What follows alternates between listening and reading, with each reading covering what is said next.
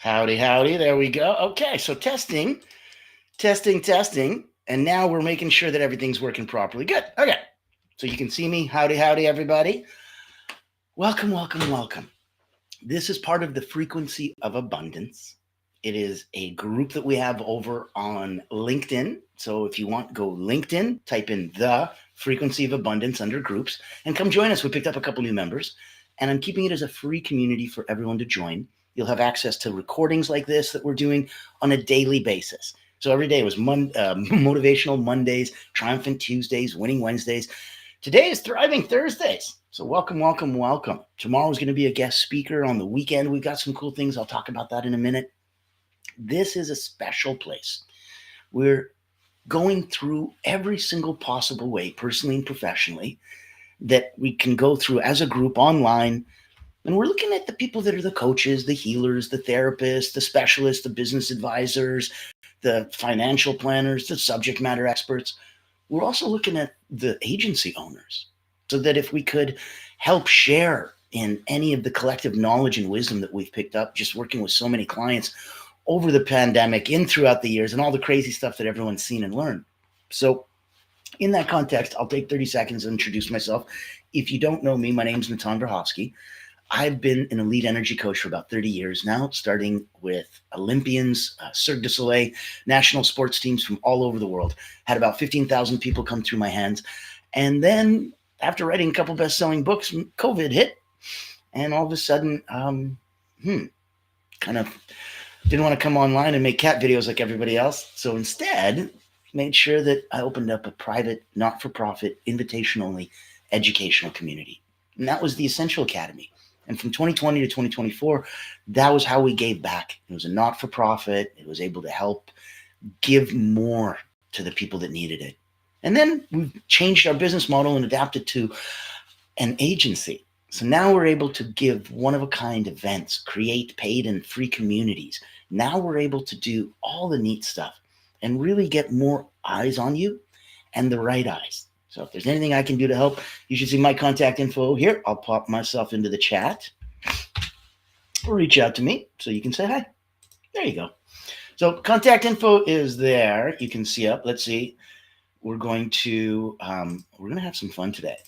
So where we're looking at and where I'm thinking a lot of the cool stuff can come from is on the topic today, setting intentions. I got my Greek mountain tea as usual, ready to go. So when we're setting intentions, and by all means, ask any questions that you want, put them in the chat. We're looking at a system like, let's say we're looking at more energy, more productivity. Then we'd want an equation. So we'd want something plus something equals that. And more of this and more of that would equal more energy or more productivity. So one of the things would have to be your intent, your intention, your desire. That would definitely have to increase. The other one would have to be your intensity, your focus. So that if I increase my desire to do something and I increase my focus while doing it, yeah, chances are my productivity is going to increase on the other side of that equation. No kidding. My energy will definitely go up because of what I'm trying to do. The same way that if I decrease the intention, now I don't desire this or want this as much, and I decrease the intensity, now I'm not really trying very hard. What do you think is going to happen to your energy on the other side of the equation? What do you think is going to happen to your productivity? It's just simple. It's not even math at this point. It's arithmetic. It's some basic 1 + 1 = 2 kind of stuff. So let's look at today. And on another one, we'll talk about intensity. We'll talk about productivity.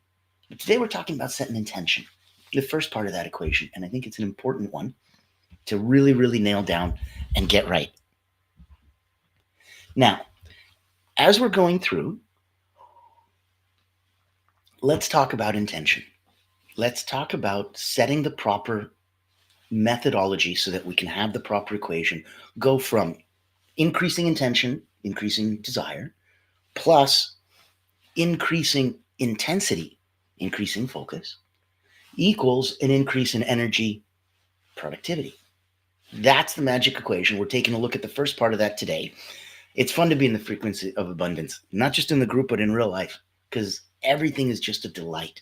And if you start feeling that natural energy, it goes beyond happy and it just kind of titillates into joy. And you can look at things in a new eye, those rosy colored glasses. So if we're looking at setting intention, let's take a look at ways to break down the concept, especially if we're looking at doing that to a person you have your own podcast, or if you're, let's say, having a one-on-one with a client, or if you're doing it in a group presentation, that intention needs to be clear. So define your intention versus goals.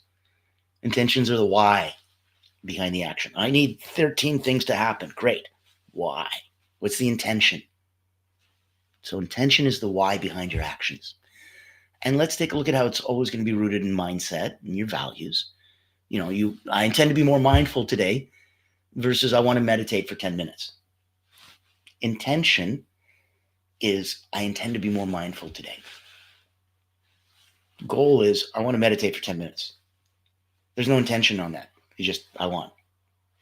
So when you're setting intention, your biggest benefits are going to be clarity, focus, and alignment with your values. Why are you setting intentions? To get the benefits of clarity, focus, alignment with values. And the role of intentions is going to be in your personal growth. And it can take a part in your decision making. So that if you're looking at doing something and you go back to why behind the action, it may not be in alignment. And then you probably shouldn't be doing it. Kind of a thought there. So setting an intention. What do I value? What do I want to feel today, this week, before the end of this year? Let's simplify it. Let's use actionable, present sense terms. Everything's got to happen in the now. The past doesn't exist, neither does the future. Only the now. So saying something like, I am open to opportunities. That's actionable, and it's present tense. That is a good intention. You can also make sure that you write these down. Some people like journaling, some people more of a sticky notes kind of a person. Whatever you like to do, the physical act of writing is very different than the physical act of typing or dictating. It's a completely different neural pathway. It reinforces different things. It triggers and activates different things. So it's a completely different process. You should write things down physically, pen or pencil on paper, old school. There's a reason. Now, it'll also help with your intention. Writing it out physically, putting it in front of you, being able to see it, much more so. Because again, this is a why. You want to be thinking about the whys behind actions. Just writing out your goals, I will meditate for 10 minutes is great. Put it up that's a reminder. That's all it is. It's a reminder. And I think you're beyond that. I think if you focused on your intention, I think you naturally will gravitate to those thoughts that'll lead you to the right actions that you wanted to do. You won't have to plan it out and think about it, because focus on your intention and why you're doing this. It'll make more sense to you, the doing of this.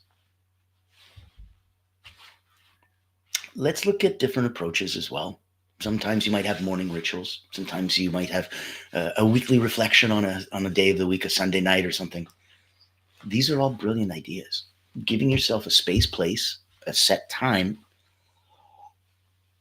where you can focus and talk about these things is so important. So important. So knowing that in their career or in their relationship, or even when it's time for their own self-care, all the people that you know and around you, they're using intention, whether they know it or not, whether you know it or not, because it's linking them to a broader intentions, linking them to their affirmations. It's themes of life areas. So if they're setting intention for their career, they're setting intention for their relationships, they're setting intention for their own self-care. That is a very powerful time. That's why we suggest no distractions, to put your phones away, lock the door, put a little sign that says, please don't disturb. Take that time for yourself. Set that place up for yourself. And then let those intentions flow. There's always going to be your normal challenges and things, as always. So one of the big ones is going to help this out, kind of like this broadcast that we do every day. Monday to Friday, 10 o'clock Eastern, I'm going to be here. Weekends, I'll let everyone sleep in a little bit and I'll be here at 1 o'clock in the afternoon. There'll be guest speakers all the time. If you want to be a guest speaker, reach out to me, say hi, and let's put you on a show. If you want me to create shows for you, reach out. Let's see what we can do and make your own little ecosystem. Now, if we're going to be challenged by intention setting, one of the big ones is not staying consistent. And that's why I just mentioned all that, because it's consistent. And so it's dependable and you can count on it and it's reliable. And that's important. So staying consistent, use reminders, use some kind of habit stacking, where one thing triggers another and you go, okay, well, if I did this and I did this and I did this, make the bed, brush your teeth, comb your hair. Great, done. Started on one, habit stack it. Another common area, I think, where you're going to get challenged setting intentions might be overthinking or making your intention too complicated, too complex. Focus on simplicity. Focus on making sure that you're going to get everything that you intend. So it's not a goal of I want a Lamborghini. It's the intent of wanting more, being more, and feeling a rush every time you sit behind the wheel. And the rest of that image will now fade back in. And okay, now it makes sense that it's this kind of car or that kind of car. But before then, it's a sensation, it's a feeling. And then if you don't allow yourself into that feeling, you're going to miss it. You're going to miss it. So here, contact info back in the chat for anybody that might have been coming in a little bit late.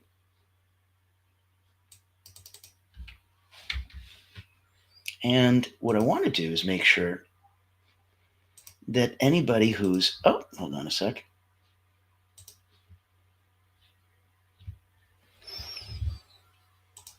There we go. So if we're going to be looking at a different way to set an intention, we've talked about writing it, journaling it. We're talking about giving a safe place. We talked about places that you can go and put them up into. We talked about overcoming those common challenges, staying consistent, not overthinking it, not making them too complex, focus on simplicity. And then we have to balance those internal and external intentions. So internally, I intend to feel happier and better, and I'm open to better digestion, and I'm open to more energy and better sleep. Externally, I am open to the opportunities that the universe can provide for me. I'm open to new friendships, new relationships, new adventures, and balancing those two, internal and external intentions. So guided visualizations, walk through setting an intention on a specific day is a good idea. Little journaling prompts, what does living intentionally mean to me? And you can play that game, role play, have some fun, have someone else, shifting their day by refraining their intentions. So you can change what you want, and that'll change what you just got and change the way that you look at what you're about to get. And that's where it's important that you come from that.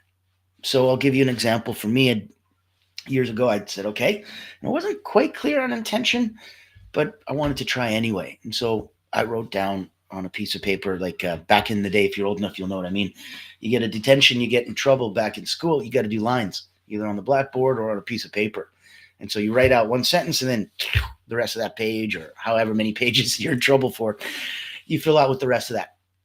And so I'd taken that bad negative thing that I'd gotten in many, many detentions for and turned a positive over it to go, okay, well, let's reinforce then.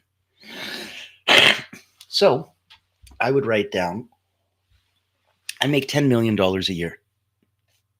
And just wrote that out over and over again. And every morning I'd wake up and I'd take a fresh, clean piece of paper and I'd write that. And I'd write it happily, and I'd write it intently, and I'd write it powerfully and energetically. And it made me feel great. That 5 minutes of focusing on that. And all of my thoughts for the whole day would focus on, is that in alignment with my intention to making $10 million? And sometimes it was, and sometimes it wasn't. But I can tell you that that's not an intention. That was a goal. So I'm using the wrong, like a hammer, trying to screw this in. It's not going to work. I need a screwdriver. We're close. It's a tool. Yay, you're close. Wrong tool. And so over a course of, I think, about a year, I have so many stacks of paper that at one point I'm spending more money on paper to just fill out with this and then to hold it. And so I had this giant mountain of pages of paper that say, I will make $10 million. And when I understood that it wasn't the right mechanism and it wasn't the right way to go, and this isn't the way to go about doing it, I felt free. And I allowed myself cleansing, purging exercise. So what I did was took it, huge bonfire in the backyard, sat back with a brandy, and thought about, this is a beautiful feeling. It's an empowerment feeling, like going for a job interview only to turn that job interview down. You have no intention of taking that job, but it empowers you feeling, hey, I just turned down a 40, 60, 80, $190 million job. Like whatever the numbers are, it doesn't matter. You're bigger than that, clearly, because you turned it down. So know that you can come from that place where you're so close. And maybe that's why you hadn't had luck setting intentions before. Maybe that's where some of the troubles had come in for you. And so in that context, that's where we really wanted to make sure that of all the areas, all the places that we could probably make the biggest impact, where are we going to notice it? We're going to notice it in intention. You're going to notice it because it's the ability for you to talk about why. And when you're changing your why, you're going to be changing a lot more than just that. So in this context, let me put in here a little extra note. We'll put it on the ticker. And if you had something you wanted to share, by all means, here, I'll put this in the chat. There we go.